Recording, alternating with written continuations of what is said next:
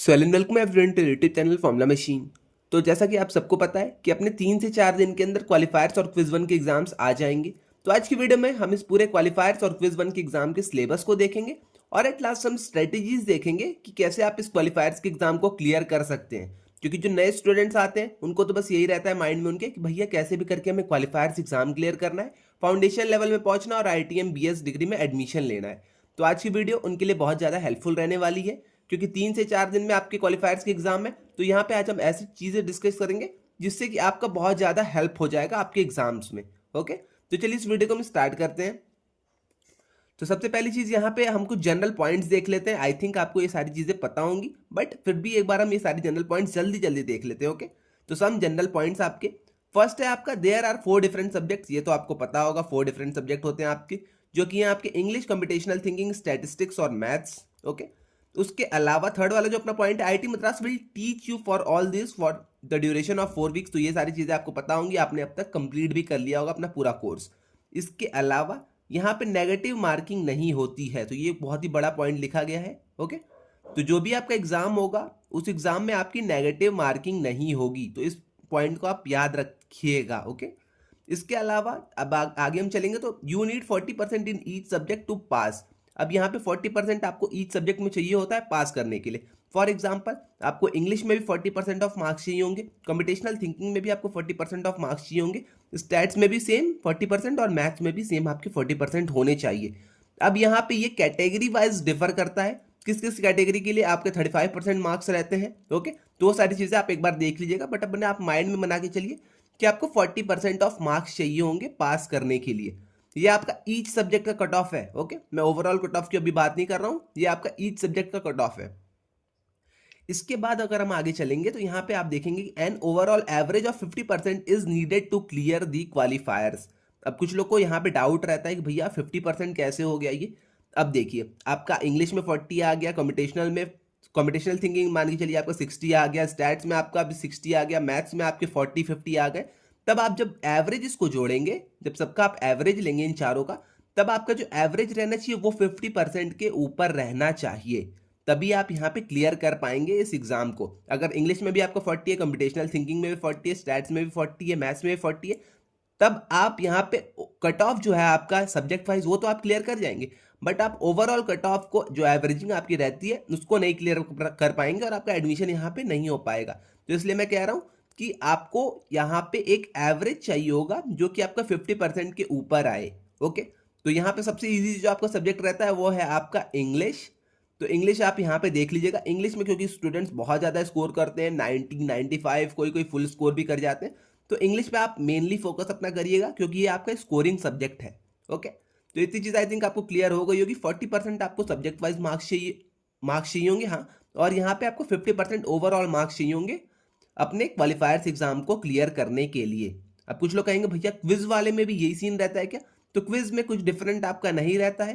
Quiz उन लोगों का होता है जो कि आपके डायरेक्ट एंट्री लेके स्टूडेंट्स आए होते हैं। ओके, तो यहाँ पे क्वालिफायर्स वालों के लिए क्राइटेरियाज रहते हैं, उनको पास करना पड़ेगा, बट क्विज वाले पहले से ही पास हैं, वो बस एग्जाम में आपके साथ बैठ रहे हैं अपने CGPA को इंप्रूव करने के लिए। तो यही सी चीज़ है बस यहाँ पे। अब आइए चलिए हम चलते हैं आगे। अब यहाँ पे हम स्ट्रेटेजी से बात करते हैं, उसके बाद मैं आपको सिलेबस एक एक करके बता दूंगा। तो सबसे पहले यहाँ पे आप स्ट्रेटेजीज देख लीजिए कि कैसे आपको इस एग्जाम को क्लियर करना है, क्योंकि अब 3 से 4 दिन ही बचे हैं। तो आप इस स्ट्रेटेजी को बहुत ज़्यादा ध्यान से देखिएगा और इसे फॉलो भी करिएगा। ओके, तो यहाँ पे सबसे पहली चीज़ रहती है try solving the GAA graded assignments as the question repeats. Okay, तो आपके जो ग्रेडेड असाइनमेंट्स होंगे, आपने जो फर्स्ट वीक का, सेकंड वीक का, थर्ड वीक का, फोर्थ वीक का जो आपको ग्रेडेड असाइनमेंट्स मिला होगा, जो कि आपने दिया होगा, ओके, तो आप ट्राई करिएगा कि उन ग्रेडेड असाइनमेंट्स के क्वेश्चन को अच्छे से देख लीजिए। वो सारे आपसे अगर बन जा रहे हैं तो वेल एंड गुड। ओके, तो ये सारी चीज़ें आप उन सारे क्वेश्चंस को सॉल्व करके एक तरह से जाइएगा, उन सारे क्वेश्चंस को देख के जाइएगा, क्योंकि बहुत सारे क्वेश्चंस ग्रेडेड असाइनमेंट से आपके रिपीट होते हैं, PYQ से आपके क्वेश्चंस रिपीट होते हैं। ओके, तो PYQs की अगर आपके पास बुक होगी, कुछ भी नोट्स होंगे, तो आप उससे ट्राई कर सकते हैं क्वेश्चंस बनाने के लिए। ओके, वरना मैं आपको यहाँ पे लिंक दे दूंगा, आप जाके हमारी क्वेश्चन बैंक भी बाई कर सकते हैं। ओके, तो क्वेश्चन बैंक में हमने 200+ क्वेश्चंस डाल रखे हैं, क्वालिफायर क्रैकर्स की हमारी बुक है, तो वहाँ पे हमने पूरे नोट्स डाल रखे हैं, आपने प्रैक्टिस क्वेश्चन है वहाँ पे, ईयर वाइज आपके सॉल्व क्वेश्चन है, तो वो सारी चीज़ें आप वहाँ से देख सकते हैं। मैं आपको लिंक दे दूंगा, डिस्क्रिप्शन में, आप वहां से जाके इन चीज़ों को बाई कर सकते हैं। ओके, अब आइए चलते हैं हम अपने सेकंड पॉइंट पे। Attempt all the questions of all the 4 subjects because no negative marking. Okay, तो आपको सारे क्वेश्चंस करने हैं। ओके, अपने माइंड में अपने आप बनाए रखिएगा कि आपको सारे क्वेश्चंस कैसे भी करके करने हैं। ऐसा नहीं है कॉम्पिटेटिव एग्जाम है आपके यहाँ पे नेगेटिव मार्किंग है, ऐसा बिल्कुल भी नहीं है आपका यहाँ पे। नेगेटिव मार्किंग एकदम नहीं है। तो जितने भी क्वेश्चंस आपके स्टैट्स के रहे हैं, मैथ्स के रहे हैं, सीटी के रहे हैं, आपके इंग्लिश के रहे हैं, आप सबको अटेम्प्ट करके आइएगा। ओके, उसके अलावा है आपका यहाँ पे your main focus should be on maths and stats. अब स्टूडेंट्स फंसते कहाँ हैं? क्वालिफायर्स एग्जाम जब होता है तो स्टूडेंट्स फंसते कहाँ हैं? मैथ्स और स्टैट्स में मेनली ज़्यादातर स्टूडेंट्स मैथ्स और स्टैट्स में फंस जाते हैं। उनके क्वेश्चंस यहाँ पे नहीं बन पाते हैं, टाइम उनका ज़्यादा वेस्ट हो जाता है और यहाँ पे मैथ्स और स्टैट्स की वजह से वो क्लियर नहीं कर पाते हैं। क्योंकि सीटी सबका क्लियर हो जाता है, इंग्लिश सबका क्लियर हो जाता है, ये ज़्यादातर स्टूडेंट्स का क्लियर हो जाता है, बट मैथ्स आपका रह जाता है, कभी कभी स्टैट्स किसी किसी स्टूडेंट्स का रह जाता है। तो इन दोनों पे आपका मेनली फोकस होना चाहिए। इसके अलावा अगर हम आगे चलेंगे तो यहाँ पे डोंट रिलाई ऑन री अटेम्प्ट, क्योंकि बहुत सारे स्टूडेंट्स मुझे पूछा थे भैया री अटेम्प्ट तो होगा ही ना, तो री अटेम्प्ट क्या हम दे दें, ये अपना क्वालिफायर्स को छोड़ दें? तो ऐसा बिल्कुल भी आप मत करिएगा।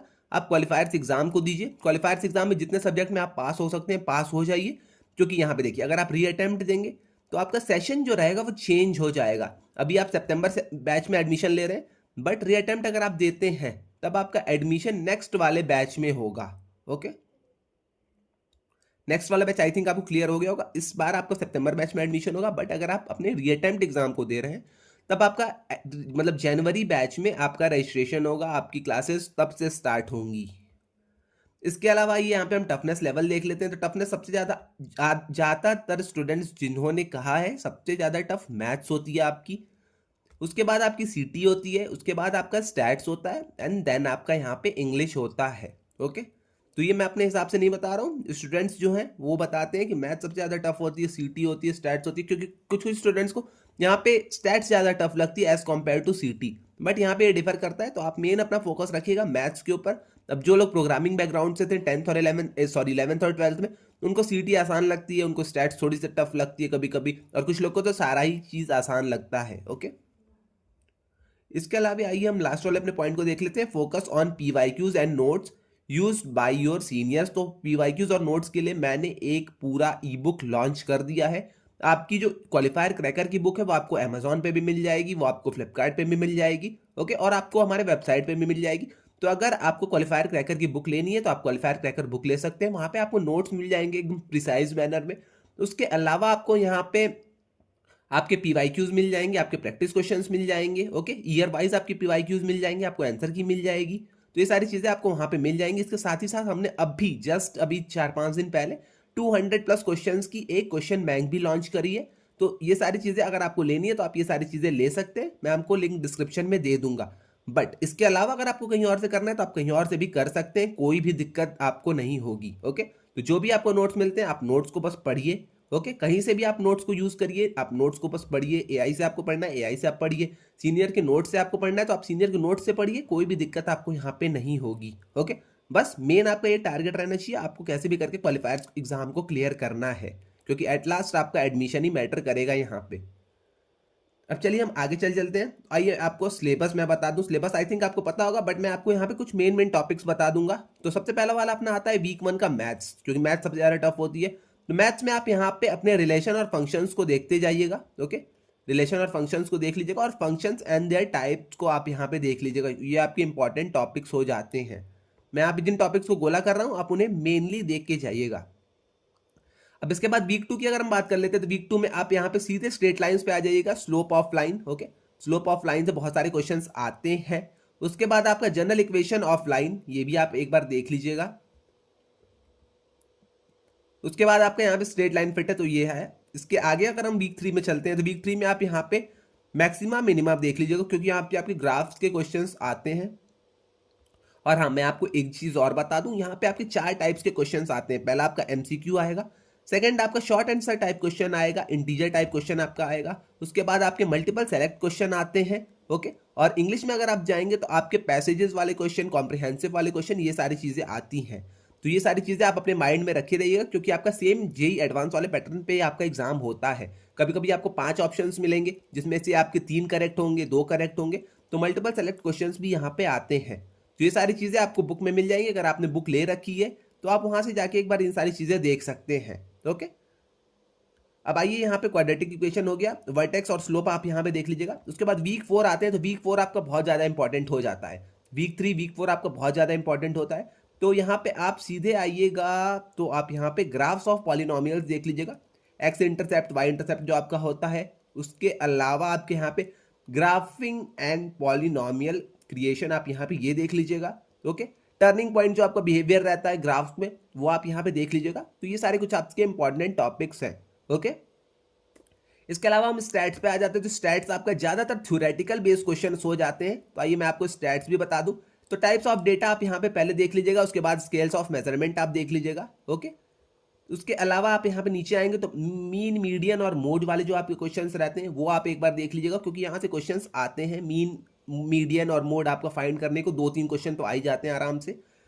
तो यही चीज़ यहाँ पे भी है। Okay, mean median and mode वाले क्वार्टाइल्स एंड परसेंटाइल्स देख लीजिएगा, 2 क्वेश्चंस यहाँ से भी आपके आते हैं और IQR से भी आपके 2-3 क्वेश्चंस आ जाते हैं। ओके, तो आप मीन मीडियन मोड को अच्छे से पढ़ लीजिएगा, क्वार्टाइल्स को अच्छे से पढ़ लीजिएगा, परसेंटाइल्स जो आपके क्वेश्चन रहते हैं वो सारी चीज़ें आप अच्छे से एक बार पढ़ लीजिएगा। इसके अलावा अगर आप यहाँ पे वीक 4 में आएंगे तो वीक 4 में आप यहाँ पे प्लॉट देख लीजिएगा, स्कैटर्ड प्लॉट जो आपका रहता है। ओके, तो वो सारी चीज़ें आप यहाँ पे देख लीजिएगा। इसके अलावा और कुछ तो यहाँ पे वैसा है नहीं। ओके, हाँ यहाँ देखिए पॉइंट बाई सीरियल कोरिलेशन आप यहाँ पे कोफिशिएंट वाला ये क्वेश्चंस देख लीजिएगा। ओके, तो इतनी चीज़ें आई थिंक क्लियर करने के लिए सफिशिएंट होंगी आपके क्वालिफायर्स एग्जामिनेशन को। और हाँ, ये सारी चीज़ें हमने क्वालिफायर्स बैच में पढ़ाई हैं। तो जो भी स्टूडेंट्स क्वालिफायर्स बैच ले चुके हैं उनको बहुत ज़्यादा यहाँ पे हेल्प मिली होगी। ओके, इसके अलावा ये कंप्यूटेशनल थिंकिंग देख लीजिए। तो कंप्यूटेशनल थिंकिंग आपका यहाँ पे थोड़ा सा आसान साइड में चला जाता है, क्योंकि पहले वाले में आपका कुछ वैसा है नहीं वीक 1 में।